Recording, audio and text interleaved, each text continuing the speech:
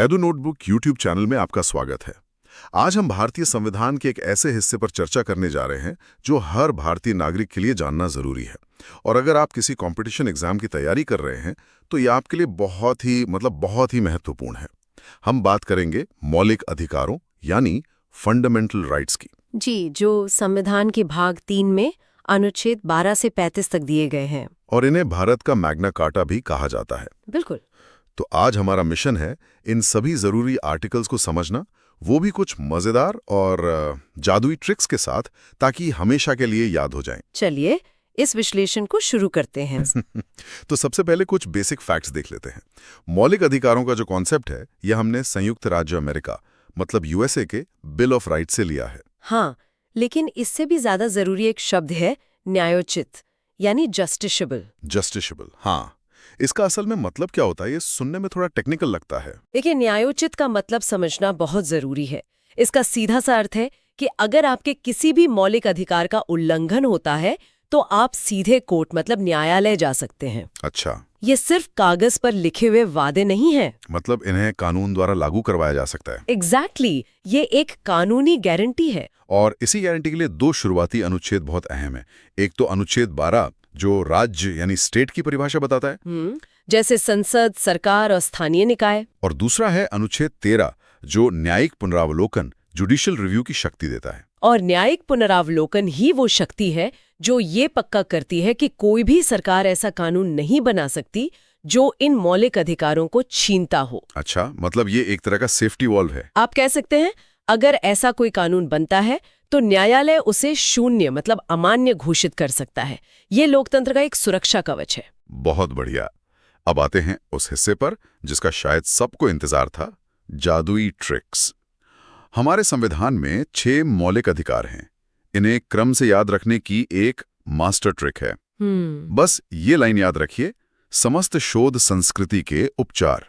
समस्त शोध संस्कृति के उपचार सुनने में दिलचस्प है। चलिए इसे खोलकर देखते हैं।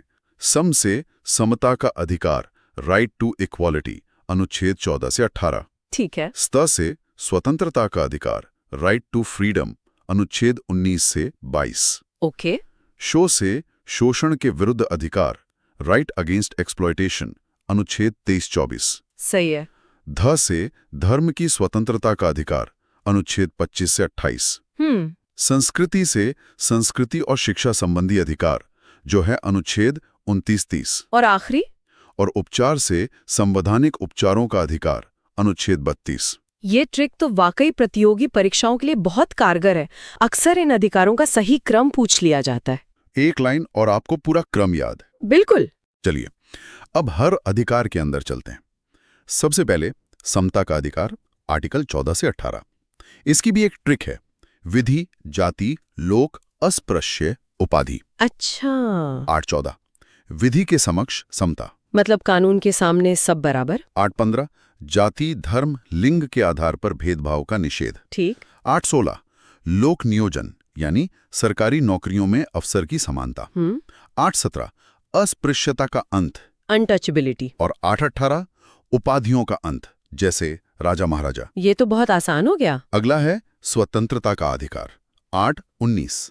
इसकी ट्रिक है, बोले संघ आया गया बस व्यापार। ये कैसे काम करती है? देखिए 19A बोले यानी बोलने की आजादी, right to speech and expression. 19B सभा यानी शांतिपूर्वक सभा करने की आजादी। 19C संघ यानी संघ बनाने की आजादी, एसोसिएशन बनाने की। 19D आया गया मतलब देश में कहीं भी आने जाने की आजादी, राइट टू मूवमेंट। 19E बस कहीं भी बसने या निवास करने की आजादी। और व्यापार? 19 में व्यापार, कोई भी व्यापार या आजीविका चुनने की आजादी। यहाँ एक दिलचस्प बात यह है कि पहले 19F में संपत्ति का अधिकार भी था। हाँ, उसे 44 में संशोधन से हटा दिया गया था। जी, अब यह एक मौलिक अधिकार नहीं बल्कि सिर्फ एक कानूनी अधिकार है। इस पर हम आगे और बात कर सकते हैं। जरूर। अब स्वतंत्रता के अधिकार में ही कुछ और बहुत महत्वपूर्ण अनुच्छेद हैं। जैसे 8-20 अपराधों के लिए दोष सिद्धि के संबंध में संरक्षण, मतलब एक ही अपराध के लिए 2 बार सजा नहीं मिल सकती। बिल्कुल। और 8-21 प्राण और दैहिक स्वतंत्रता, right to life and personal liberty. ये सबसे महत्वपूर्ण माना जाता है ना? हाँ, क्योंकि सुप्रीम कोर्ट ने इसकी व्याख्या बहुत व्यापक तरीके से की है।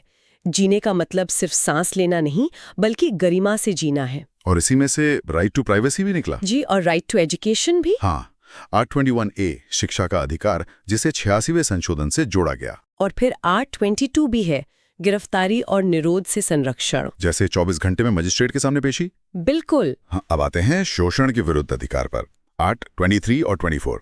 इसकी ट्रिक बहुत आसान है। क्या है? 23 में तस्करी, 24 में बाल श्रम। अच्छा, सीधा सीधा। हाँ, 823 मानव तस्करी और जबरन मजदूरी पर रोक लगाता है। और 824 14 साल से कम उम्र के बच्चों से कारखानों वगैरह में काम कराने पर रोक लगाता है। ये दोनों अनुच्छेद सामाजिक न्याय की नींव रखते हैं। बिल्कुल, और समाज के सबसे कमजोर वर्गों को सुरक्षा देते हैं। इसके बाद है धार्मिक स्वतंत्रता का अधिकार, 825 से 28 तक। जो हर व्यक्ति को अपने धर्म को मानने, प्रचार करने, धार्मिक कार्यों का प्रबंध करने, धार्मिक कार्यों के लिए टैक्स देने से मुक्ति और शिक्षण संस्थानों में धार्मिक शिक्षा पर रोक की स्वतंत्रता देता है। भारत जैसे विविध देश के लिए ये बहुत जरूरी है। फिर आते हैं संस्कृति और शिक्षा संबंधी अधिकार पर, 8, 29 और 30। ये मुख्य रूप से अल्पसंख्यकों मतलब माइनॉरिटीज के हितों की रक्षा करते हैं। हाँ, आर्टिकल 29 अल्पसंख्यकों को अपनी भाषा, लिपि और संस्कृति को बनाए रखने का अधिकार देता है। और 830 उन्हें अपनी पसंद के शिक्षण संस्थानों की स्थापना और प्रशासन का अधिकार देता है। सही। और अंत में वो अधिकार जिसे डॉक्टर अंबेडकर ने संविधान की आत्मा और हृदय कहा था, संवैधानिक उपचारों का अधिकार, आर्टिकल 32। बिल्कुल। ऐसा क्यों कहा उन्होंने? इतना खास क्यों है? क्योंकि ये अनुच्छेद ही बाकी सभी अधिकारों को असलियत में लागू कराता है।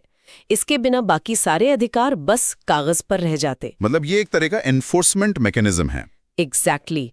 इसके तहत सुप्रीम कोर्ट 5 तरह के रिट्स मतलब रिट्स जारी कर सकता है। हाँ, ये रिट्स बहुत पावरफुल होते हैं। पहला है बंदी प्रत्यक्षीकरण, जिसका मतलब है शरीर को प्रस्तुत करो अगर किसी को गैर कानूनी तरीके से हिरासत में लिया गया हो। बिल्कुल। दूसरा है परमादेश, यानी हम आदेश देते हैं। ये कब इस्तेमाल होता है? जब कोई सरकारी अधिकारी अपना काम नहीं कर रहा हो। अच्छा।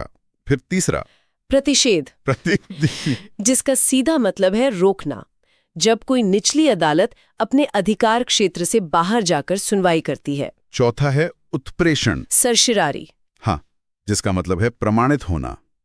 इसमें ऊपरी अदालत निचली अदालत के किसी फैसले को जांच के लिए अपने पास मंगा सकती है। और आखिरी है अधिकार पृच्छा, को वारंटो। किस अधिकार से? अगर कोई व्यक्ति गलत तरीके से किसी सरकारी पद पर बैठ गया है। तो ये रिट्स नागरिकों के अधिकारों की रक्षा के लिए कोर्ट के बहुत शक्तिशाली उपकरण हैं। बिल्कुल। अब कुछ महत्वपूर्ण बदलावों और तुलना पर भी बात कर लेते हैं। जैसा कि पहले जिक्र हुआ, संपत्ति का अधिकार अब मौलिक अधिकार नहीं है। जी, 1978 में 44 संशोधन के जरिए इसे अनुच्छेद 31 से हटाकर अनुच्छेद 300A के तहत एक विधिक मतलब कानूनी अधिकार बना दिया गया।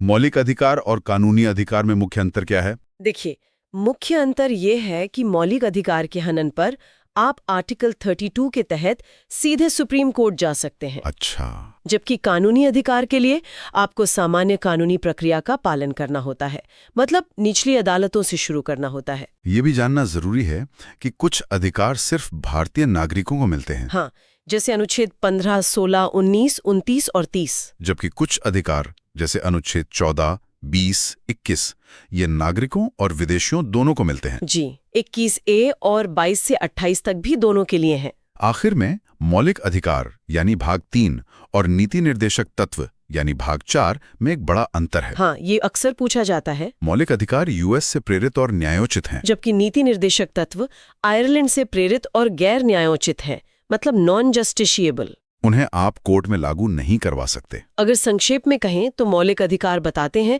कि सरकार क्या नहीं कर सकती। एक तरह की नेगेटिव ऑब्लिगेशन। हाँ, और वो राजनीतिक लोकतंत्र की स्थापना करते हैं।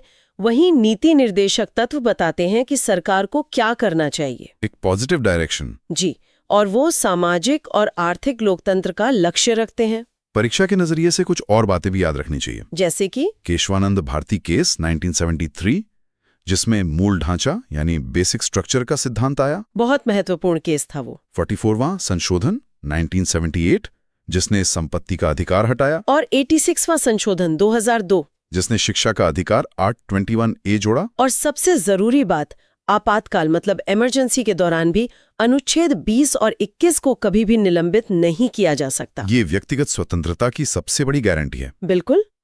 तो ये थी हमारी आज की चर्चा भारतीय संविधान के मौलिक अधिकारों पर। हमने न सिर्फ इन अधिकारों को समझा, बल्कि उन्हें याद रखने के लिए कुछ मजेदार ट्रिक्स भी सीखी। हमने देखा कि ये अधिकार हमारे लोकतंत्र की नींव है। Thank you for watching.